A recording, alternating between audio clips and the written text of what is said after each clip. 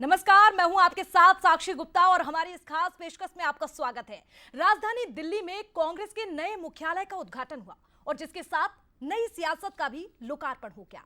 नेता विपक्ष राहुल गांधी ने संघ प्रमुख मोहन भागवत पर निशाना साधा, देशद्रोह का आरोप लगाया और ये तब कह दिया कि दूसरे देश में होते तो गिरफ्तारी हो जाती, यानी कि ये कहा उन्होंने कि अगर देश से बाहर कहीं होते तो उनकी गिरफ्तारी भी हो जाती।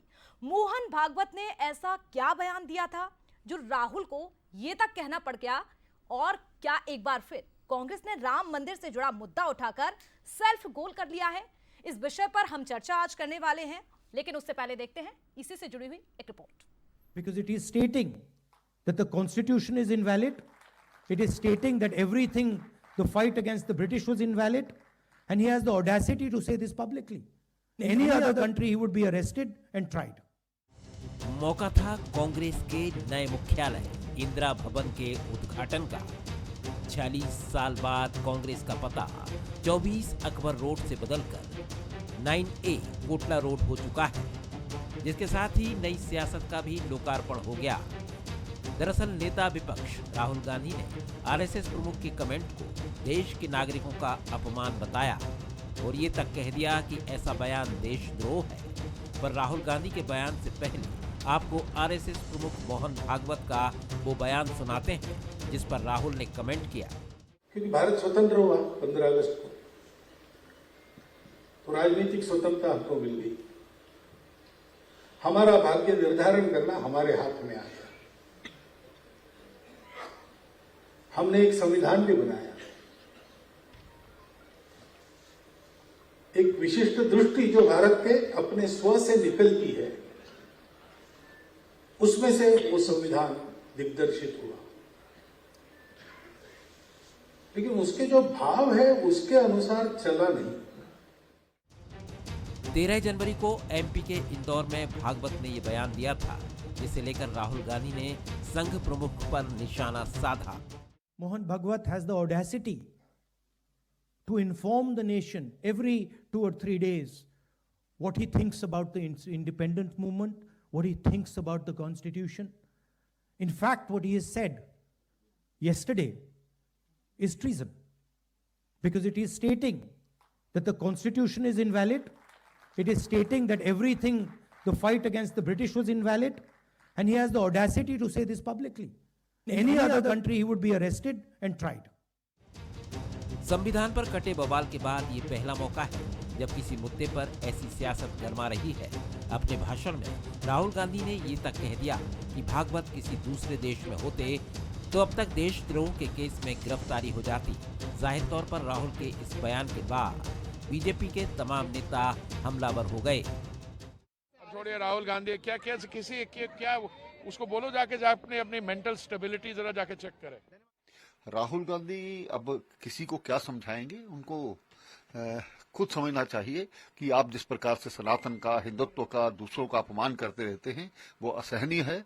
और आपके पीछे भाव क्या हैं, आप अफरा तफरी बनाने का माहौल इस देश में करते हो, तो इस सारे चीज को आपस को अलग रहना चाहिए। भारतीय जनता पार्टी या हमारे राष्ट्रीय स्वयंसेवक संघ के सरसंघ चालक ने जो कहा है, शब्दों का भाव को समझने की जरूरत है। और आज राम मंदिर बनने के बाद निश्चय ही एक जागृति और एक सम्मान मिला। यकीनी तौर पर संघ प्रमुख का बयान धार्मिक हमलों और गुलामी से जुड़ा था, जो अब सियासी संग्राम में तब्दील हो चुका है। पर गौर करने वाली बात यह भी है कि राम मंदिर से जुड़े मसले पर कांग्रेस को हर बार मुंह की खानी पड़ी है। Bureau report.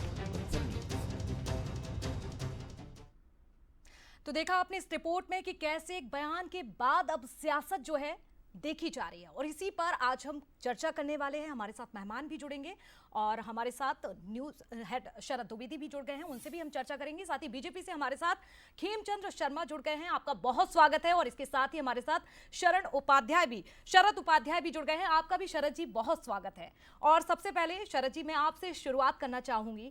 राहुल गांधी ने देखिए जो बयान दिया है, जो पलटवार किया है, क्या कहा जाए कि कांग्रेस ने अपने नए पते के साथ जो बयान दिया है, जो पलटवार किया है, एक नई जंग छेड़ दी है। जी बिल्कुल, शरद द्विवेदी जी से सवाल है, नहीं तो उपाध्याय जी भी ये समझ जाएंगे कि ये सवाल कहीं उनकी तरफ तो नहीं आया है। आएगा उनकी तरफ भी सवाल। देखिए, ये बड़ा इम्पॉर्टेंट मसला है, और मसला इसलिए है कि राहुल गांधी ने फिर अपना एग्रेशन वीर सावरकर को लेकर वो घेराबंदी करते ही रहे हैं भारतीय जनता पार्टी की, और जबकि उनकी दादी इंदिरा गांधी जी ने इस विषय पर कभी टीका टिप्पणी नहीं की और डाक टिकट भी उनकी तरफ से जारी हुआ था। खैर, ये सब अतीत की बातें हैं, लेकिन राहुल हेड ऑन करने के पूरी तरीके से तैयार हैं। उन्होंने एक एग्रेसिव स्टैंड लिया हुआ है, और ये उन्होंने बिल्कुल जिसको कहते हैं कि एक बहुत मन को छू लिया है, मन को आहत कर दिया है भारतीय जनता पार्टी के। संघ चूंकि एक ऐसा संगठन है जो ऐसे विषयों पर बहुत प्रतिक्रिया नहीं देता है, लेकिन उसके इशारे को भी, बल्कि वो इशारा भी करता है कि नहीं करता है हमें नहीं मालूम, लेकिन बीजेपी ज़रूर, चूंकि वो संघ निष्ठ सोच की पार्टी है और ये माना जाता है कि संघ ही उसकी विचार और उसकी रीति नीति का एक बहुत बड़ा आदर्श स्रोत है, तो Bharatiya Janata party took it very seriously. और यही वजह है कि आपने देखा जेपी नड्डा से लेकर तमाम नेता, अभी हम केंद्रीय मंत्री पुरी साहब को देख रहे थे कि मेंटल स्टेबिलिटी की जांच कराएं, तो बहुत तीखे हमले हुए हैं। दोनों ही पार्टियों का ये कदम जो है, एक तो क्रिया है, एक प्रतिक्रिया है, और निश्चित तौर पर ये लड़ाई थमने वाली नहीं है। लेकिन राहुल गांधी जी का ये स्टेटमेंट राम मंदिर को लेकर एक बार फिर उनकी अलग सोच को दर्शाता है, क्योंकि राम मंदिर का इशू इससे जुड़ा हुआ है। जो बात उन्होंने कही, मोहन भागवत जी ने, संघ प्रमुख ने, वो यही कहा कि राम मंदिर का निर्माण देश की सच्ची स्वतंत्रता है, तो कहीं ना कहीं राम मंदिर से भी जुड़ता है राहुल गांधी जी का बयान, जहां अभी तक वो नहीं गए हैं। और दूसरी महत्वपूर्ण बात है कि उन्होंने संघ को छेड़कर फिर ये कहा है, और बड़े इस बार बहुत ही कठोर शब्दों का इस्तेमाल किया है कि इट इज़ अमाउंट टू देशद्रोह, और इसके लिए किसी और देश में होते तो संघ प्रमुख को गिरफ्तारी झेलनी पड़ सकती थी। तो ये बहुत ही कठोर बयान है और एक तरह से उकसाने वाला बयान है। आगे देखते हैं और क्या क्या रिएक्शन सामने आती हैं। जी बिल्कुल, और देखिए, पहले सरकार और अब सर ऐसा लग रहा है कि जैसे सरकार के साथ संघ पर सीधे तौर पर ही निशाना साधा गया है। खेमचंद जी हमारे साथ जुड़े हुए हैं, उन्हीं से समझते हैं। संघ की बातों को भारतीय जनता पार्टी बहुत ही अच्छे से समझती है सर, तो आपसे जानना चाहूंगी आखिरकार ये स्वतंत्रता जो मोहन भागवत ने जिक्र किया है, सच्ची स्वतंत्रता, ये मतलब समझाइए आप।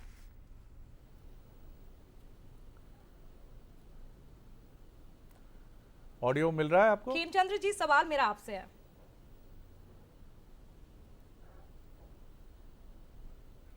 चलिए, आवाज नहीं पहुंच पा रही है। बिल्कुल, कांग्रेस से सवाल लेते हैं। बिल्कुल शरद जी, कांग्रेस से आपसे मेरा सवाल है। शरद उपाध्याय जी, आप कैसे देखते हैं? राहुल गांधी ने काफी बड़ा हमला किया है, लेकिन मोहन भागवत ने जिस तरह से बयान दिया, किस तरह से ये मतलब कांग्रेस ने निकाला है, और आपसे समझना चाहूंगी जो राहुल गांधी ने क्या कहा है, उनके मायने क्या थे?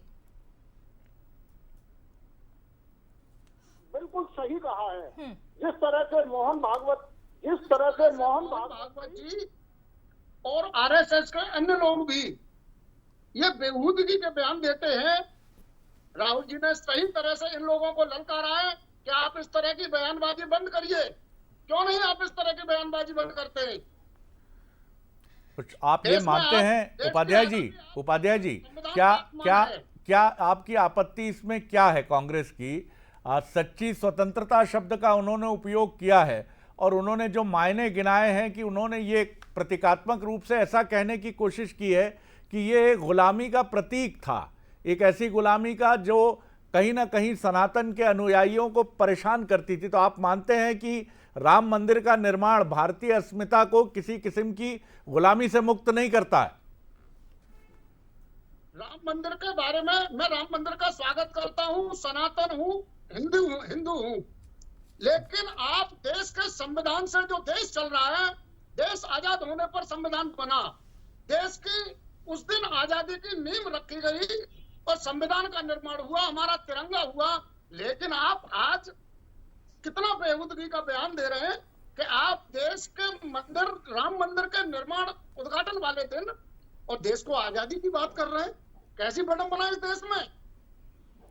मतलब तो साफ है ना शरद जी, मतलब साफ है कि ये आजादी नहीं है। कांग्रेस मानती है कि राम मंदिर का निर्माण देश की सच्ची स्वतंत्रता नहीं है। आप इससे बिल्कुल भिन्न नजरिया रखते हैं संघ से।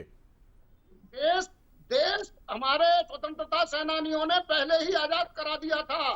राम मंदिर का निर्माण होने से देश की स्वतंत्रता का कोई मतलब नहीं है। जी जी आप किस तरह की बातें करते हैं ये लोग? जी जी इस तरह का ओछी मानसिकता का बयान है ये। जी, देश के जी। संविधान को ठुकरा रहे हैं आप।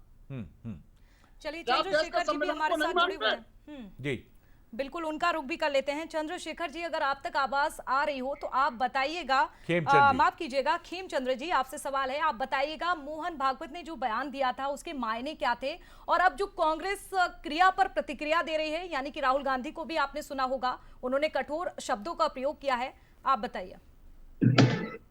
नमस्कार, जय श्री राम। जी आपके सभी व्यूवर्स को नववर्ष की और मकर संक्रांति की बहुत बहुत शुभकामनाएं। जी देखिए, आदरणीय मोहन भागवत जी ने कहा वो सबको समझ में आता है। उन्होंने क्या, देखिए हम सब जानते हैं एक राजनीतिक स्वतंत्रता होती है और एक ऐसी स्वतंत्रता होती है जो हमारी संस्कृति के उत्थान का काम करती है।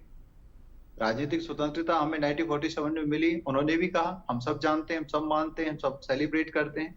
लेकिन जो 100 करोड़ से ज्यादा हिंदू जो पूरे विश्व में रहते हैं, उनकी आस्था का केंद्र भगवान राम का जो मंदिर है, जो जन्म स्थान है, वहां पे एक ऐसा ढांचा बना हुआ था जो हमारे ऊपर कलंक था, जो आतताइयों के द्वारा बनाया हुआ था। वहां पे लाखों लोगों ने शहादत दी, एक बार नहीं, 500 वर्षों से लगातार संघर्ष चला।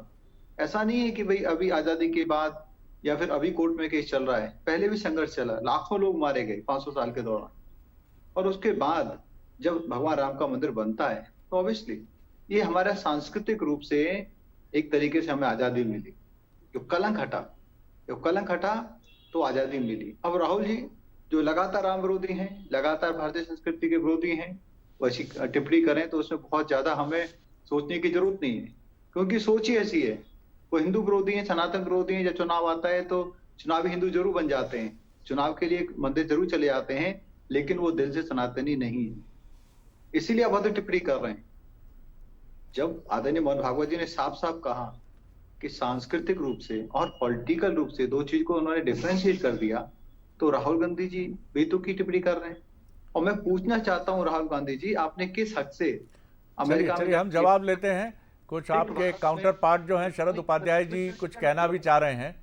जी 30 सेकंड लेता हूं। हाँ बोलिए मैं आपसे बोलिए। पूछना जी चाहता हूं और सर जी भी बताएं किस हक से उन्होंने ये कहा कि भारत में सिख लोग गुरुद्वारा नहीं जा सकते, कड़ा नहीं पहन सकते, पगड़ी नहीं पहन सकते, किस हक से कहा? क्या आपको गिरफ्तार नहीं करना चाहिए?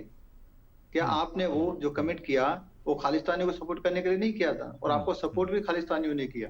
जवाब दीजिए शरद जी, शरद उपाध्याय जी।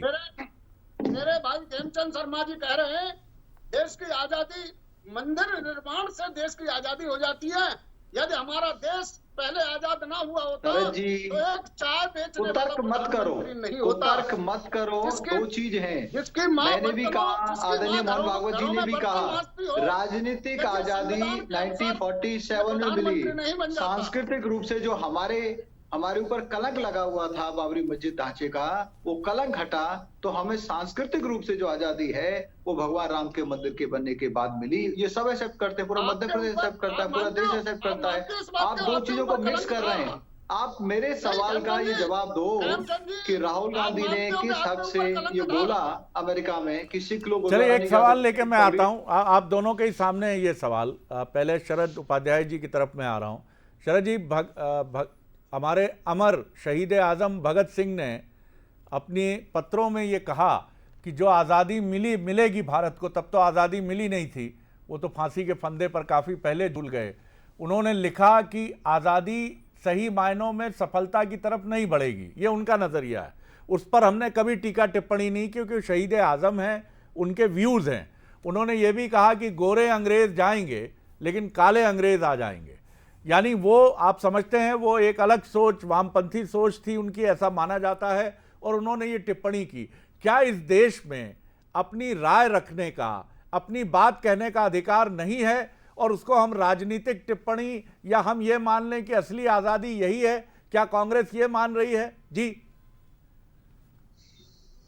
आपको पता है यदि उन्होंने अपनी मृत्यु से पूर्व यह बात कही थी जी तो आपको काले अंग्रेज किसके लिए कहा था?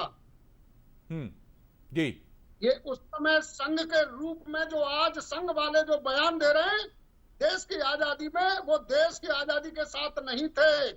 जिन लोगों ने माफी मांगी, काले अंग्रेज किसको कहा था? जिन्होंने देश के डिवीजन को एक्सेप्ट किया, जिनकी वजह से देश डिवाइड हुआ, जिनकी वजह से पाकिस्तान बना, जो अपने को सत्ता में बनाए रखने के लिए, अपने आप को प्रधानमंत्री बनाए रखने के लिए कुछ भी करने को तैयार थे। उस समय अंग्रेजों के जो रिप्रेजेंटेटिव थे, उनकी फैमिली और उनके परिवार की डायरेक्शन पे किस तरीके से काम पंडित नेहरू ने किए हम सब जानते हैं। और पंडित नेहरू की वजह से आधा कश्मीर यहाँ एक और बयान है खेमचंद जी, एक और बयान है राहुल गांधी जी के बयान का एक सिरा ये भी कहता है कि संघ और बीजेपी ने देश के सारे महत्वपूर्ण इंस्टीट्यूशन पर कब्जा कर रखा है। ये उनका बड़ा गंभीर आरोप वो कह रहे हैं कि बीजेपी और संघ के लोग जितने इंपॉर्टेंट इंस्टीट्यूशन से काबिज हो गए। तो रूट कॉज यहां समझ में आता है कि आखिर उनकी नाराजगी या उनका यह आरोप क्यों है, क्योंकि वो मान रहे हैं कि आज संघ भी बीजेपी के साथ इंस्टीट्यूशन पर कब्जा करके बैठ गया, ऐसा उनका गंभीर आरोप है। जवाब दीजिए। ये सच है शरद भाई, इन्होंने ठेके, आपने मेरे से पूछा है? हाँ जी, आपसे शर्मा जी, पहले आपसे जी, खेमचंद जी। जी जी शरद भाई, इन्होंने ठेकेदारी समझ ली है कि देश के सभी इंस्टीट्यूशंस पे, सभी कंपनीज पे, फैक्ट्री पे, फ्लाईओवर्स पे किसका अधिकार है? गांधी परिवार का एकाधिकार है। अब हम रियल हीरोज को, लोकल हीरोज को, लोकल रिप्रेजेंटेटिव को हम सम्मान दे रहे हैं तो उनके पेट में दर्द हो रहा है। ऐसा क्यों हो रहा है? हजारों लाखों जो लोकल हीरोज हैं, जिनको पहचाना नहीं गया, जिनको सम्मान नहीं दिया गया, अब उनको ये सम्मानित कर रहे हैं तो उनको पेट में दर्द हो रहा है। नहीं तो 2-3 नाम, पंडित नेहरू, इंदिरा गांधी, राजीव गांधी, तीनों गांधियों के नाम से इन्होंने 90% इंस्टीट्यूशंस के नाम रख दिए। क्यों? किसने आप? मैं उपाध्याय जी की तरफ आता हूं, खेमचंद जी आता हूं, उपाध्याय जी की तरफ आता हूं। उपाध्याय जी, एक फिल्म आई थी मुन्ना भाई MBPS और एक बड़ा शब्द चर्चित हुआ गांधीगिरी, यानी आपको विरोध करना है तो गुलाब का फूल देकर करिए, आपकी मर्जी है, लोकतांत्रिक देश है। राहुल गांधी जी ने एक बड़ा प्यारा शब्द दिया, मोहब्बत की दुकान। उन्होंने संसद में प्रधानमंत्री जी के गले मिलने भी वो पहुंचे कि मैं तो झप्पी देने आया हूं साहब, मेरे पास नफरत नहीं है, मैं तो प्रेम करता हूं। आखिर ये प्रेम ऐसे मौकों पर क्या इसी रूप में प्रकट होता है? और क्या ये प्रेम है? प्रेम नहीं है। अगर उनको लड़ना भी है, गांधी जी आप ही की विचारधारा के अग्रणी प्रतिनिधि हैं, इस देश के मूर्धन्य नहीं, विश्व के मूर्धन्य राजनेता हैं, रहे राजनेता नहीं, सार्वजनिक जीवन के एक सक्रिय व्यक्तित्व। उन्होंने भी लड़ाई लड़ी, लेकिन उन्होंने, अब मुझे याद नहीं आता कि उन्होंने कभी अंग्रेजों को लेकर बहुत हिंसक आक्रामक शब्दावली का प्रयोग किया हो। जी, मैं एक चीज कहना चाहता हूं, मेरे भाई खेमचंद जी से एक सवाल है मेरा, उसका जवाब दें कृपया। मेरे सवाल का जवाब भी दे दीजिए अगर आपको उचित लगे तो। जी, इनके पास जवाब ही नहीं है, क्योंकि इनका जो प्रोडक्ट है वो ऐसा है, जब भी बोलेगा वो देशद्रोही की भाषा बोलेगा। हिंदुवाद है या गांधीवाद है, ये बताएं पहले। बताइए खेमचंद जी, हिंदूवाद है या गांधीवाद है, क्या क्या कहेंगे आप? ये बताएं पहले। जी देखिए, गांधी जी हे राम कहते थे, वो भगवान राम को स्मरण करते थे। ये नहीं, और गांधी जी जब भगवान राम को, शरद उपाध्याय जी, आप पेशेंस रखो भैया, बड़े हो, मैं आपका अपमान नहीं करना चाहता। नहीं, आप पेशेंस रखो, सबका सम्मान है, सबका सम्मान है। भगवान राम गांधी जी ने जन्म भर लिया, उनकी समाधि पे भी हे राम लिखा हुआ है। हे राम जो मैं मानता हूँ, जो सनातनी मानते हैं, वो सनातन से संपर्क करता है, वो भारत की संस्कृति से बिलोंग करता है।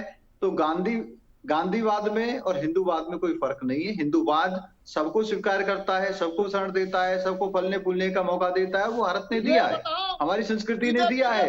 यहाँ सब फले फूले, सबने ग्रोथ की, सब आगे बढ़े, सबको अपॉर्चुनिटी दी।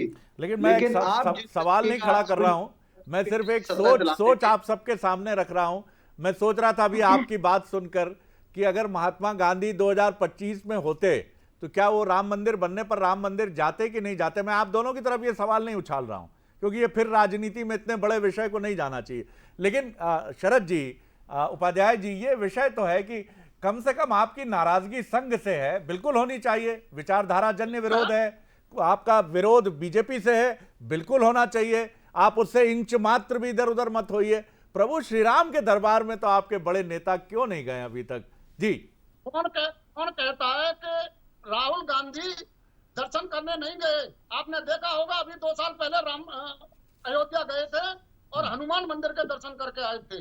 जी, कौन कहता है नहीं दर्शन करके आए? नहीं, राम मंदिर बनने के बाद जी, उसके मंदिर निर्माण के बाद बनने के बाद जब आपने हमारे चारों शंकराचार्य का अपमान किया, हमारे चारों शंकराचार्य को नहीं बुलाया, तो राहुल गांधी क्या है?